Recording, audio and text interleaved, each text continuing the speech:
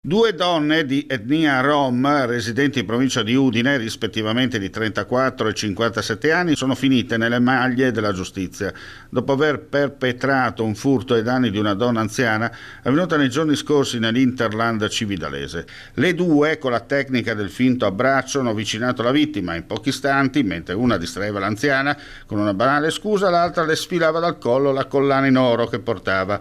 Solo al rientro presso la propria abitazione si accorgeva del furto e allertava subito i carabinieri.